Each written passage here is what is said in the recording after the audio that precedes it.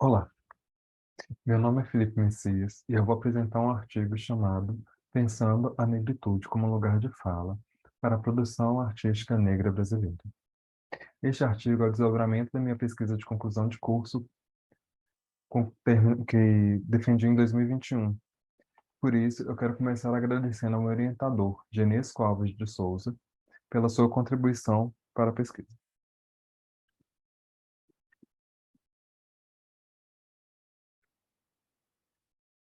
O meu principal objetivo era discutir o que é a arte afro-brasileira. Quem decide quem entrou e quem saiu dessa categoria ao longo do tempo. E o mais importante, como essa categoria influencia a produção de artistas negras e negros. Eu costumo construir meu pensamento na interseção entre arte e comunicação, que é a minha primeira formação. Isso me faz uma verdadeira obsessão por conceitos. Afinal, eles não são imparciais.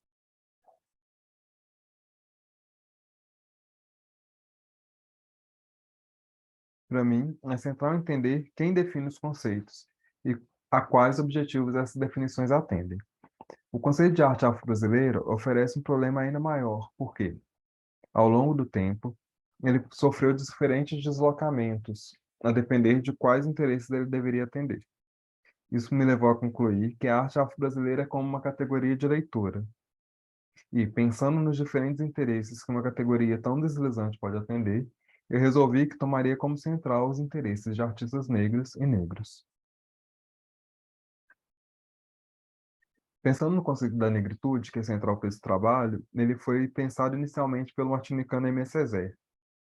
A partir deste conceito, a gente pode pensar nas contribuições das populações africanas para as sociedades ocidentais, considerando que, mais que suas forças de trabalho, as pessoas sequestradas em África trouxeram também seus valores e suas subjetividades. O conceito ainda permite trazer à tona as perspectivas de pessoas negras em relação ao mundo, em contraposição à perspectiva da supremacia branca, que durante muito tempo pretendeu-se objetiva e universal.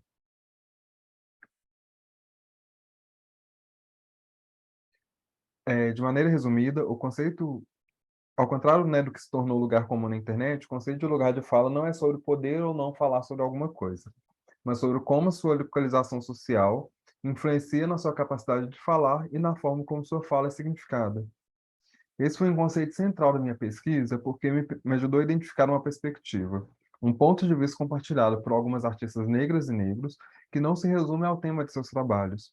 Eram como formas distintas de pensar a sociedade, na medida em que se recusava o enquadramento pelo ponto de vista supostamente universal. Ao contrário, falavam de questões ditas universais a partir de subjetividades historicamente silenciadas. Depois que eu concluí minha pesquisa, para pensar a negritude como lugar de fala, que é o título desse trabalho que estou apresentando, eu percebi que duas questões eram centrais. De onde falamos e para quem falamos? A partir dessas perguntas, eu selecionei 7 trabalhos que propõem respostas possíveis, embora não definitivas.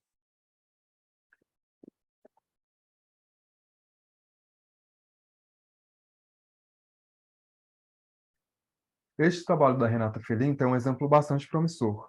Em Whiteface and Blonde Hair, com o uso de maquiagem e peruca loura, a artista cria uma persona branca e caminha por um bairro burguês de São Paulo, na rua Oscar Freire.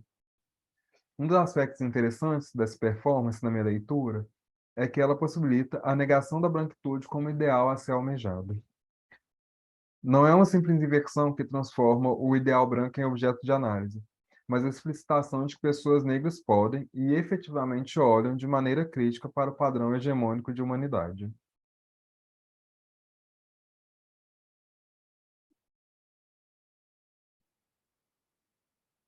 Este outro trabalho da Renata Felinto, Psicanálise Reversa ou Lugar de Escuta Privilegiado, produz um deslocamento do público-alvo da obra de arte. Como quase todos os espaços de prestígio na nossa sociedade, o espaço da arte costuma ser majoritariamente branco. O diálogo, aqui, se estabelece entre mulheres negras, colocando o público branco em um lugar de contemplação. Ao contrário da obra de arte na contemporaneidade, A obra de Renato Felinto, aqui, parece prescindir de uma parte do público para completar seu sentido, por assim dizer.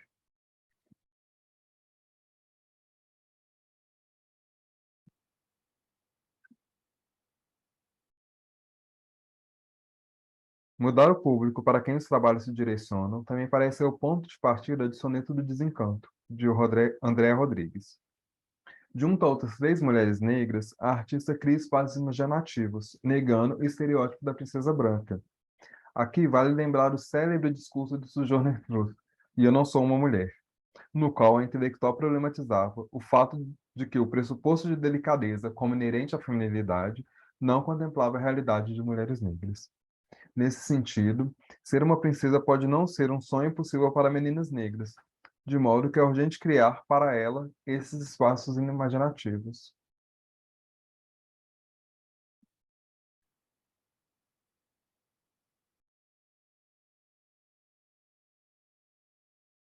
Sem título de Paulo Nazaré, dialoga com os trabalhos de Renato Felinto que eu mostrei aqui, no sentido que ambos oferecem visões críticas a respeito do mundo branco.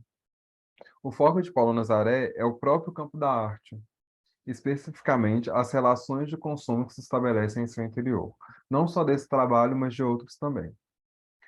Também me chama a atenção como, especialmente nos últimos anos, o trabalho dele nos ajuda a pensar numa espécie de mercantilização dos corpos marginais, para justificar que determinados espaços possam reivindicar o título de progressistas e inclusivos.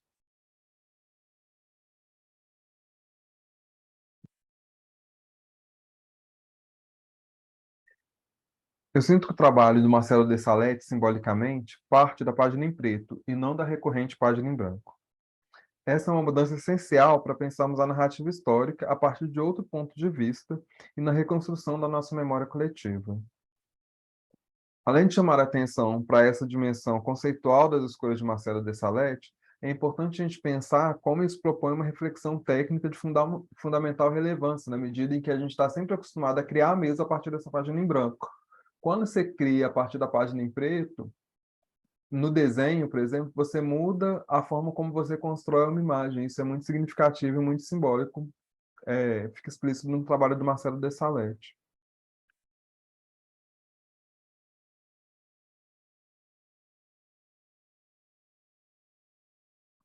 Em diálogo com o trabalho do de Salete, nesse mesmo sentido de propor uma revisão do que conhecemos como verdade, Marcel Diogo centraliza as contribuições africanas e indígenas para o Brasil. Eu acho que esse trabalho dele fala por si só, né? Não preciso nem te explicar.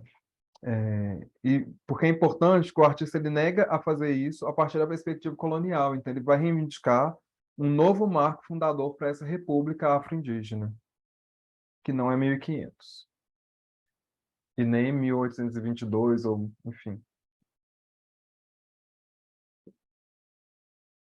Por fim, a série Coleção de Heroínas e Heróis do Povo propõe o resgate de nomes historicamente invisibilizados a partir de uma perspectiva afetiva. O nome da série é muito simbólico, na medida que atribui ao povo reconhecimento do heroísmo dessas mulheres e homens, a despeito de seu apagamento histórico e institucional. Além disso, também se nega a reconhecer a página em branco simbolicamente como o princípio da criação. Não por acaso optei por concluir minha apresentação com essa ilustração que o Marcelo fez da Lélia Gonzalez, que o Marcel fez da Lélia Gonzalez, que é uma intelectual brasileira essencial, e ela propôs, mais do que conceitos, formas alternativas de pensar o mundo, como a americanidade, e formas alternativas de anunciar o mundo, como o português.